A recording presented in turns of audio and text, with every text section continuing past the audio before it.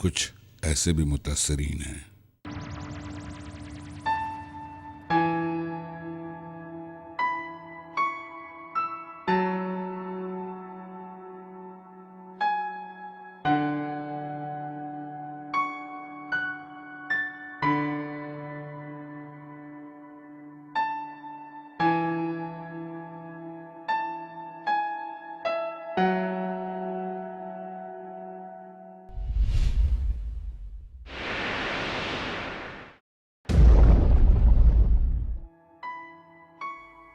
نو مارچ سن 2011 وقت صبح 11 بجے جب پشاور کے نواحی علاقے متنی عدیزئی میں نماز جنازے کے دوران خودکش دھماکے کے نتیجے میں 45 سے زائد افراد شہید اور 60 سے زائد زخمی ہو گئے۔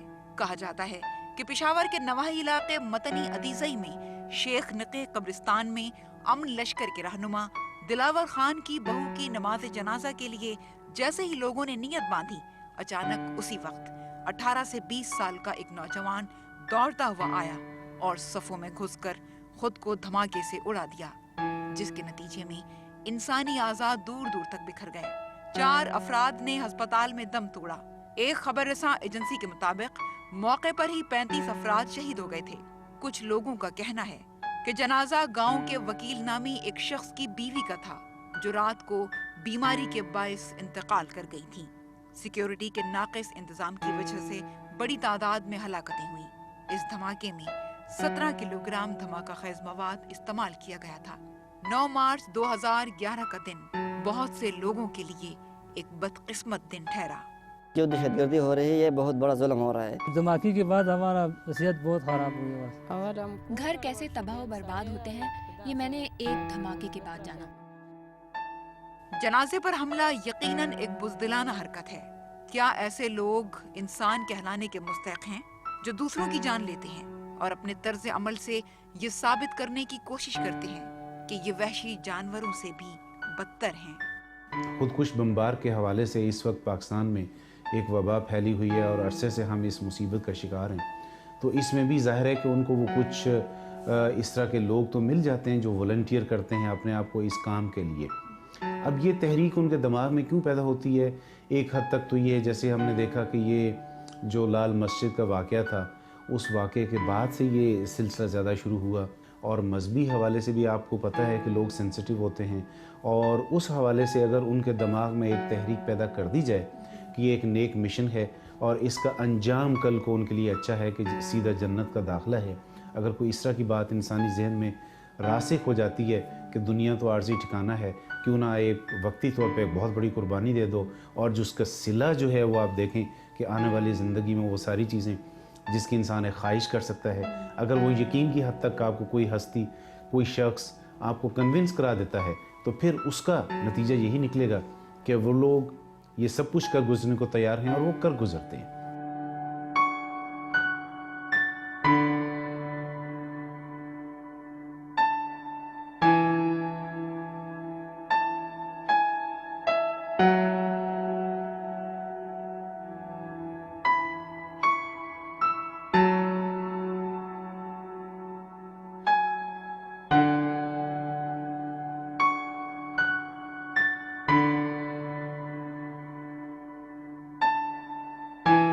خیبر ایجنسی سے باؤنڈری لائن کی طرف شروع ہونے والا یہ گاؤں شیخان کہلاتا ہے، جسے پہلا گاؤں بھی کہتے ہیں۔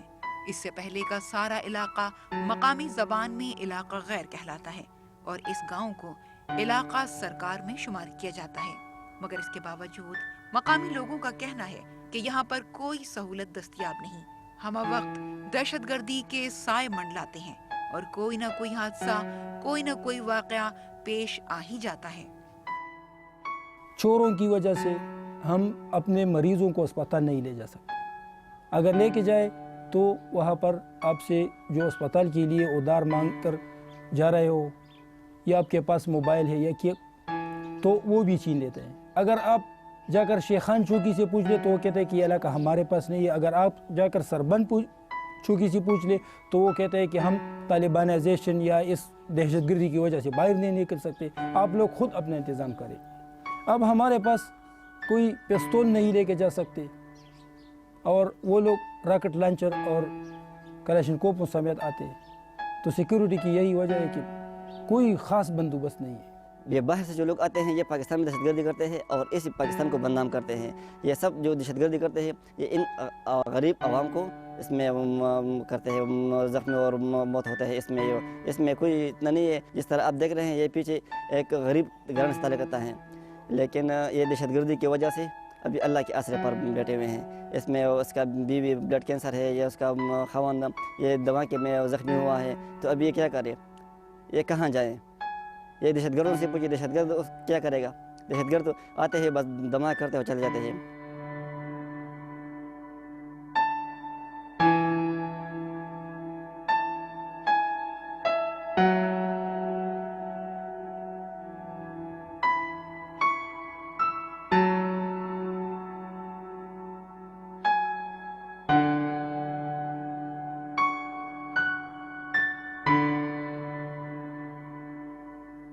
ये खातून रफत बीबी है, रहम शेर की बीवी, जो गुज़िश्ता 6 माह से खून के कैंसर जैसे मूजी मरज में मुब्तला हैं। रफत बीबी और इनके बच्चों का एक ही आसरा अल्लाह के बाद रहम शेर था। रहम शेर अपने एक अजीज के जनाजे में शरीक हुए और वहाँ धमाके के नतीजे में एक अरसे तक होश से बेगाना रहे और होश में आने के बाद उन्हें एहसास हुआ कि अब जिंदगी मौत से भी बदतर है। मैं उधर गया था ना, मेरा रिश्तेदार था, फिर हम गया जनाजे के लिए। जो जनाजा पढ़ने लगा तो फिर उसने 13 तबलीग से धमाका हो गया, तो बहुत लोग ज़ख्मी मरा हुआ भी बहुत ज़्यादा इसमें। तो हम फिर अस्पताल लाए इलाज के लिए। तो उसके बाद हमारा ये सब काम नहीं करते, दिमाग सही नहीं है, सुनता भी नहीं है इस तरफ पर। पहले मैंने तो कार कमर था कारखाने में, शलील कारखाने में काम कर रहा था ना, बस उसके बाद धमाके से बाद मैंने काम पर नहीं गया। हम काम नहीं कर सकते, हम मामूली काम कर सकते, थोड़ा से ज़्यादा नहीं कर सकते या वज़न नहीं उठा सकते हम। और सर से खून गया ना ज़्यादा, हम काम नहीं कर सकते। पे में खराबी और नोर बस लगा दे भी नहीं कैसा दे। घर अब घर नहीं रहा, मेरे बच्चे रुल गए, माँ बाप ही सलामत नहीं। बज़ाहिर तो सब कुछ है, वजह सिर्फ दहशत गर्दी। डॉक्टर ने बताया कि मुझे ब्लड कैंसर है, शायद मेरा इलाज अब मुमकिन नहीं, मैं बच्चों की देखभाल भी नहीं कर सकती, अब ये बच्चे ही हमें संभाल लेते हैं। जब धमाका हुआ तो मैंने हज़ारों सवाल किए मगर कोई जवाब नहीं मिला। न पूरी की खबर है। दिमाग पर चोट लगने की वजह से मेरा शौहर कुछ नहीं कर सकता, बच्चे बड़े होंगे तो कुछ करने के काबिल होंगे। सब बुरा हो गया बस इस धमाके की वजह से।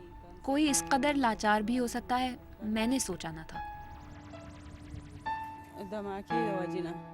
फी ज़माना हमारी कौम का मिजाज बड़ा अजीब हो गया है। कहते हैं कि हम हर वाक़े को तेजी से फरामोश करने या भूलने की सलाहियत रखते हैं।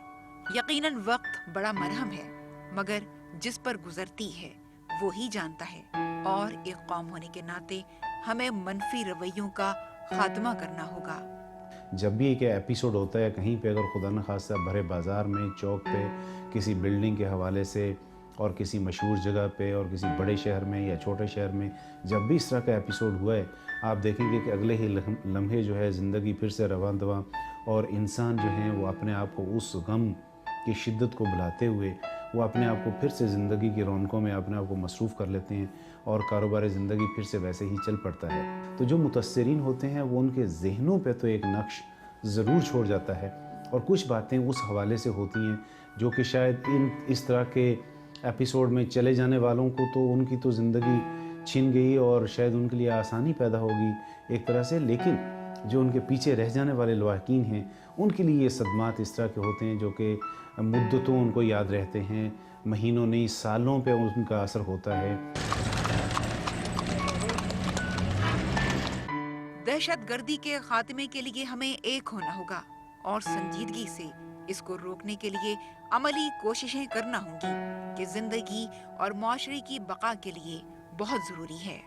मैं तो बहुत खुश नज़र आता था, जिसने अचानक उसने अल्लाह अकबर किया, उस्ताद ने तो उसने भी अल्लाह अकबर किया, उस वक़्त धमाका हो गया। हमें पता इतना नहीं चला, बस ज़्यादा लोग पड़ा था ना, ज़ख्मी और मरा हुआ लोग परेशान हो गया ना, हेबत आ गया अचानक।